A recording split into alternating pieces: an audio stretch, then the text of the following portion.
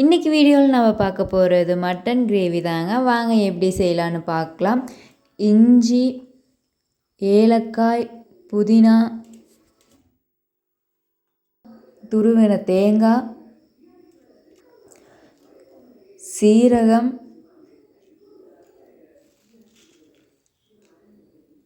மிளகு,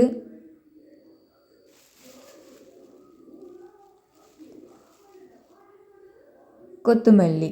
இதை தண்ணி ஊற்றாமல் ஃபஸ்ட்டு அரைச்சி வைக்கலாங்க. அப்புறம் தண்ணி ஊற்றி நல்லா நைஸாக அரைச்சிக்கலாம்.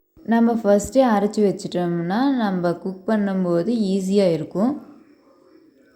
தண்ணி ஊற்றி நல்லா நைஸாக அரைச்சிக்கலாம். இந்த அளவுக்கு அரைச்சிக்கலாம். கடாயில் தேவையான அளவு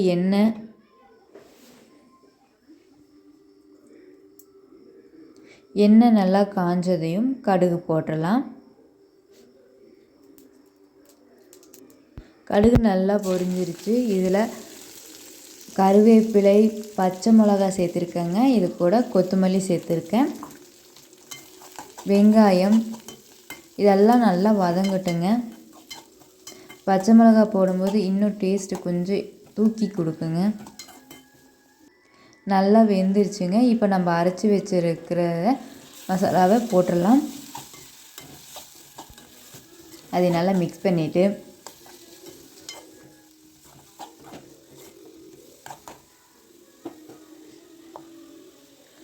இப்போ இது கூட கொஞ்சம் தண்ணி சேர்த்துக்கலாம். தண்ணி சேர்த்துட்டு நல்லா அதை மிக்ஸ் பண்ணி விட்டுடலாம்.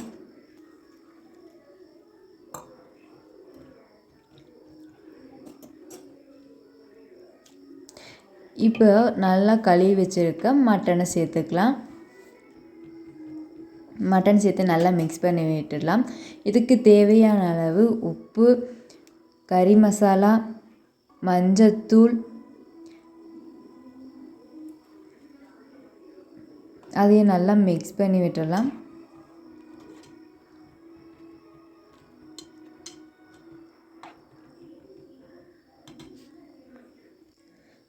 நல்லா மிக்ஸ் ஆனதையும் வீட்டிலே அரைச்சி வச்ச மசாலா பொடி இருக்குது, அதையும் கொஞ்சம் போட்டுக்கலாம். இது நல்லா குக் ஆகட்டும். மட்டன் நல்லா வெந்துருச்சுங்க. அப்படியே சுட்ட சுட்ட சாத்தோடு போட்டு சாப்பிட வேண்டியதாங்க. ஏலக்காய் மணம் சூப்பராக இருக்குங்க.